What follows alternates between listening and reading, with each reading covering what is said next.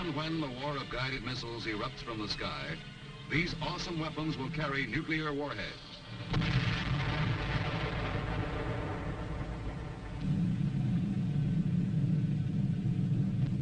This is one of a series of films demonstrating the current doctrine and operational principles for the medical management of mass casualties incurred in a nuclear weapon attack.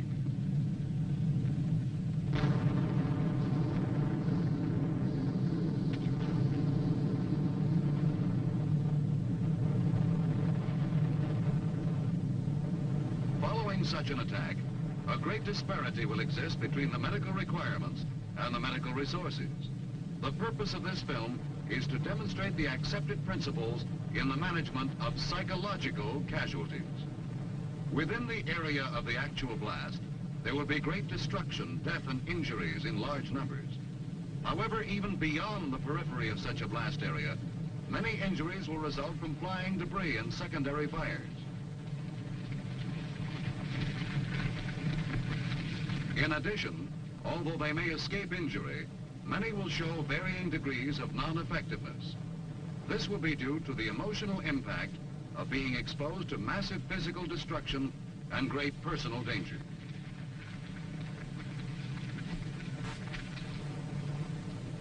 Mass panic in disaster conditions will be rare.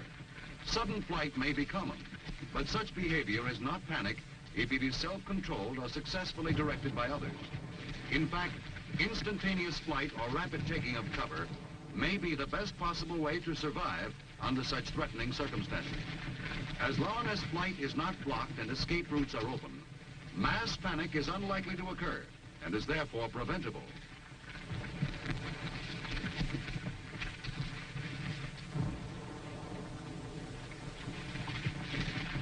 In from 15 to 20% of the survivors, actual danger will produce alertness and increased efficiency.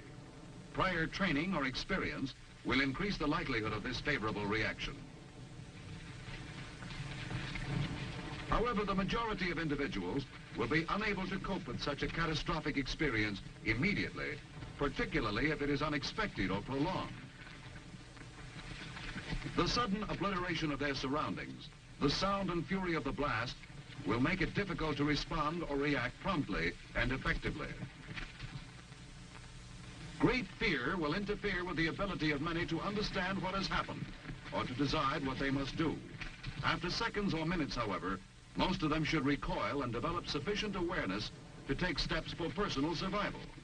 During this recoil period, and for a time thereafter, such survivors may be influenced by the commands and activities of leaders or other survivors.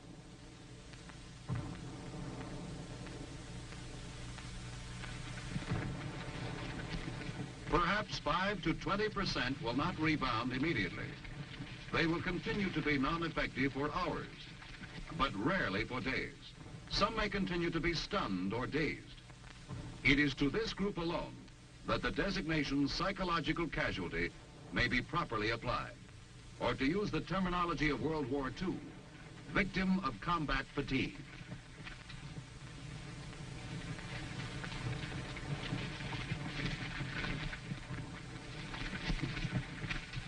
Most of the survivors of a nuclear attack will react in ways which must be regarded as normal responses to stress of such severity. These reactions are not necessarily disabling and may render individuals only temporarily non-effective. These people will experience sensations and will behave in ways commonly encountered among disaster victims. Some may have tension headaches, a momentary freezing of muscular activity, temporary difficulty with speech, trembling, or occasional gross shaking. Others may suffer from nausea and vomiting. Overactivity of the sympathetic nervous system, sweating of hands and feet, rapid heartbeat, giddiness, or breathlessness.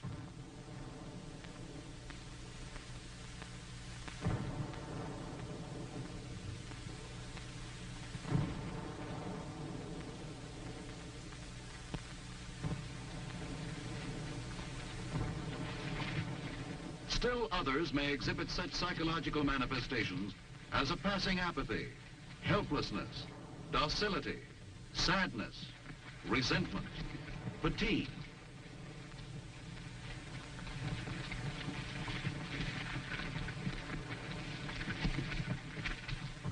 Some overexcitability with laughter or tearfulness and restlessness. All these symptoms are normal disaster reactions. Individuals suffering them will be unhappy, uncomfortable, and distressed, but they will be non-effective for only a very short time and should not require specialized medical treatment or management. If their difficulties are not to be prolonged, it is important that the nature and significance of their reactions be understood by their leaders and by those about them. Such persons who are immediately available must provide them with direction, firmly encourage their prompt return to effective function.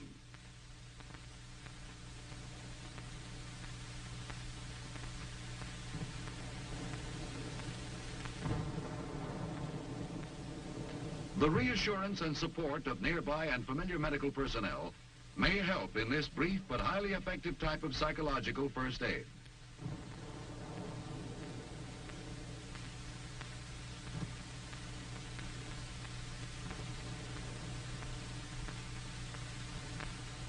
Only when, despite such efforts, the abnormal behavior persists, should psychological casualties be considered psychiatric problems requiring specific medical treatment for their combat fatigue.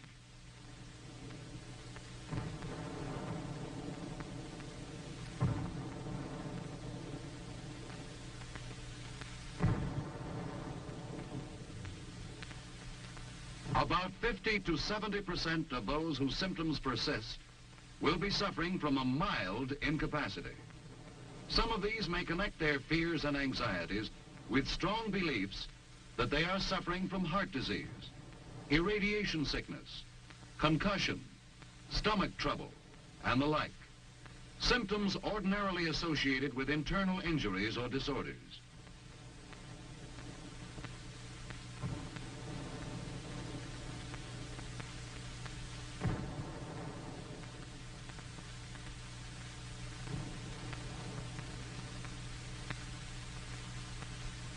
Burns or other minor injuries may serve as a focus for undue bodily concern. Such patients may demand aid with excessive tearfulness or anger.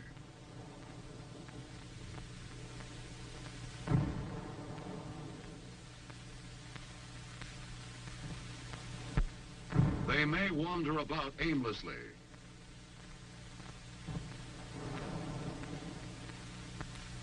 Doing meaningless things. Others of this mild type may exhibit restlessness and become over-talkative.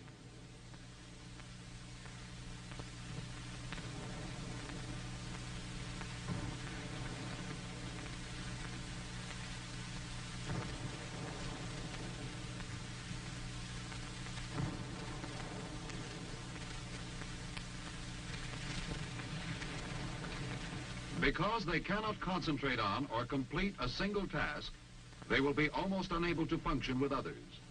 Approximately 30 to 40% of the psychological casualties will be of the moderate type. They will look sick and disabled. They may have difficulty talking. Others may be agitated with marked anxiety and tension. Some in this moderate group may suffer from a reactive depression. They may have lost a buddy in the attack and may display obvious grief. They will exhibit actual tears only occasionally.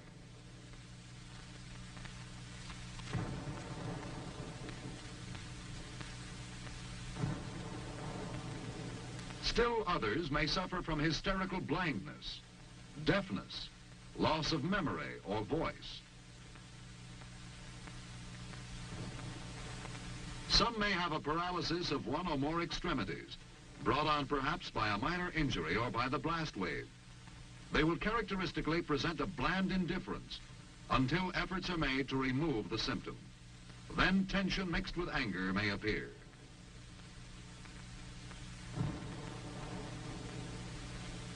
Finally, in this moderate group, there may be those who continue to be stunned and dazed by their experience.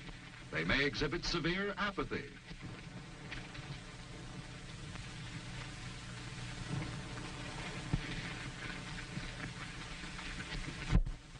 Questions will be answered only in monosyllables. There will be no evidence of tears, depression, or anxiety. Because they seem absorbed in themselves or puzzled by their experiences, they will exert little effort to do or to say anything. They will seem unable to understand what has happened to them.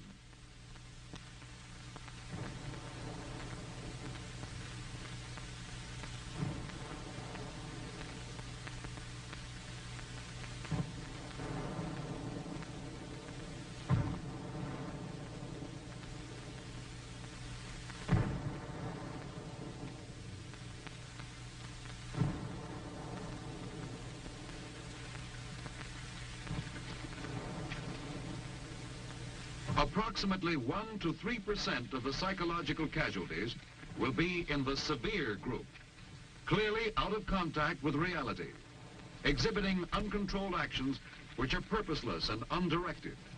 Because they respond without discrimination, self-injury may result. It will be impossible to reason with them, and incoherent shouting will sometimes occur.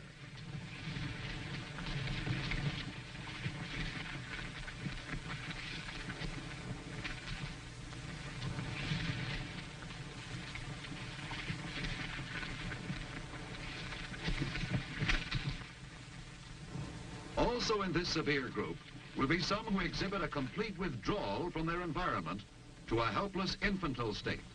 They will be mute, motionless, with little reaction to stimulation.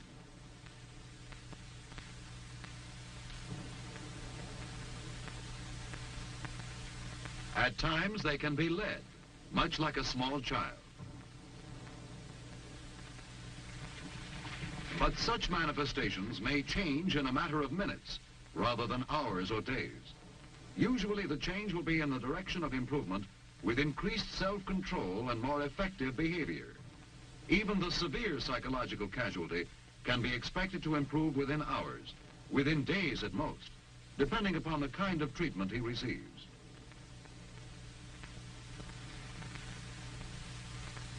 There are certain basic principles to be followed in the treatment and management of mass psychological casualties.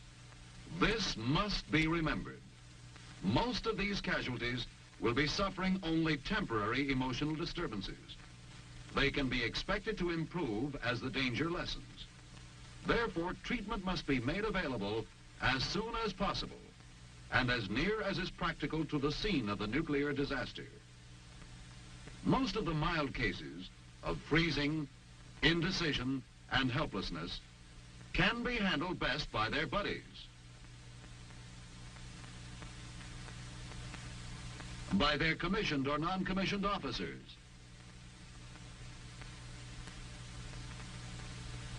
Or by medical corps men.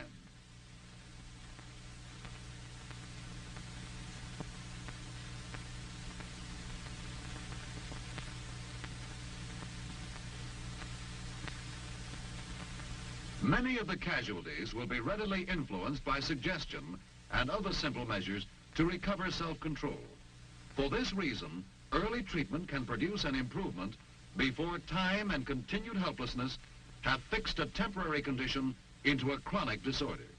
This will prevent psychological casualties from overloading evacuation channels and medical facilities unnecessarily.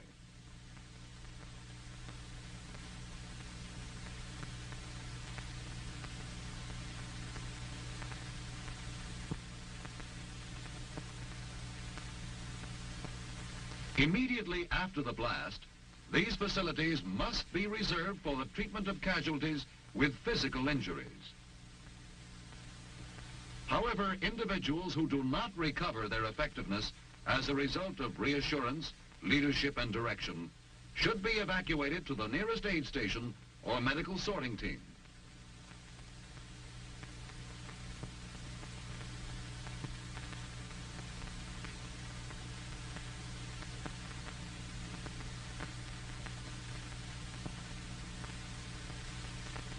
They should be evacuated as walking wounded if possible. By litter only if absolutely necessary. In nuclear warfare, the battle group surgeon will normally assume the role of a frontline psychiatrist.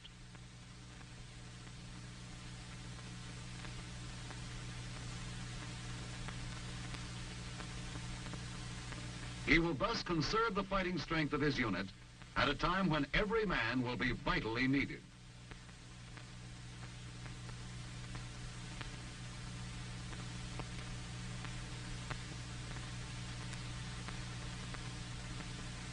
Mild cases, if they reach medical sorting teams or aid stations, will be placed in a holding category.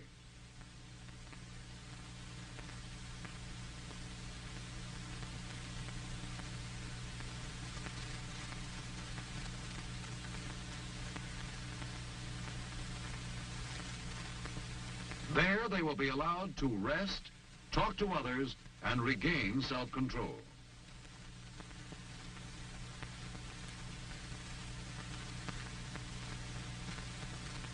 Careful sorting and early corrective treatment at the aid station level can promptly restore vitally needed trained manpower urgently required for defensive and rescue tasks.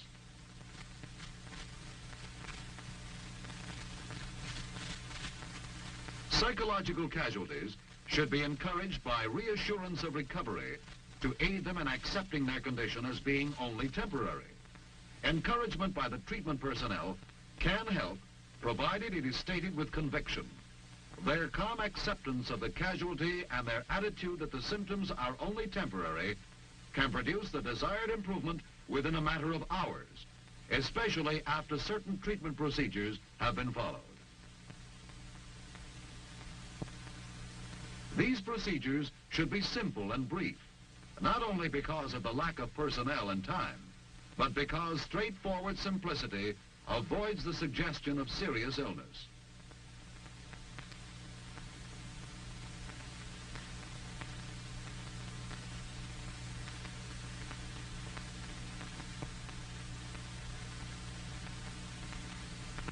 Early measures to relieve thirst, pain, and minor injuries can provide the most favorable conditions for return to duty.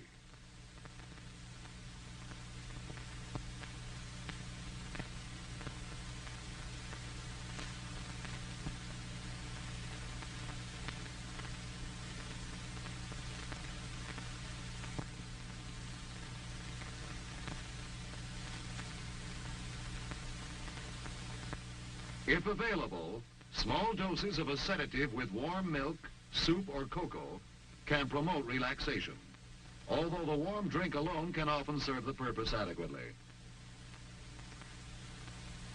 A rest period of several hours is also indicated. Later, if time permits, the psychological casualty should be interviewed briefly and should be encouraged to relate his experiences in the disaster. This will give the casualty an opportunity to talk about himself and express some of the feelings and attitudes that may be responsible for his symptoms. It will also encourage him to respond to others so that he can be motivated to return to duty. The final stage in this brief and simple treatment consists of giving the casualty directed and supervised duty assignments. Preparatory to their return to duty, improved cases can be readily put to work at some part of the salvage, rescue, or medical mission. With this return to activity, their ability to work with others will improve, and they will be led further toward resuming their normal activities.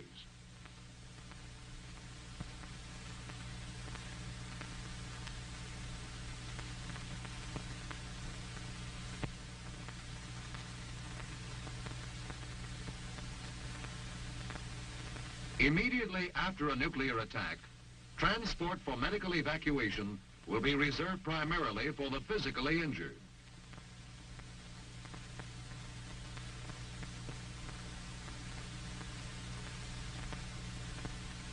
However, when these facilities become available, the severe persistent psychiatric cases should be evacuated. This will normally be to the Division Psychiatric Treatment Center.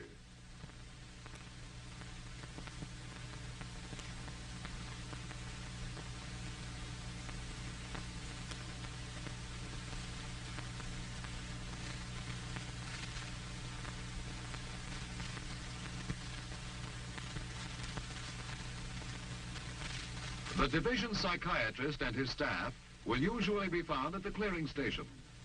During the initial phase, the division psychiatrist may be largely occupied with assisting in the sorting and treatment of the physically injured. In this period, the psychiatrist may restrict his specialized activities to the supervision and direction of the division social worker. The social worker will provide the immediate treatment and supervision of the patients.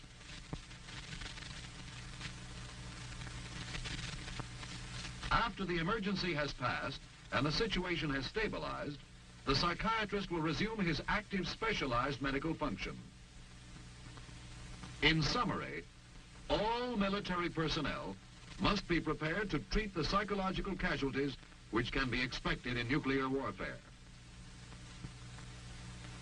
They must realize that the common psychological reactions to be expected after a nuclear attack will be states of temporary disturbance. These can be expected to improve rapidly as the danger lessens and without specific medical treatment. Most of these individuals can be aided by those about them. The treatment of psychological casualties should be based upon principles that include treatment as soon as is practical and as near as possible to the disaster area, assurance of recovery, and brief, simple procedures to include feeding, rest, and interview. Remember, treatment should be started in the field. Sorting, and if at all possible, active treatment should be provided by any medical facility receiving psychological casualties. Proper sorting and management can be highly effective in preserving manpower. Most important, in the early phases of a nuclear attack, directed work and other steps to improve effectiveness will not only shorten the period of abnormal behavior, but will save lives, reduce disability, and in general, lessen the inevitable confusion and chaos resulting from a nuclear attack.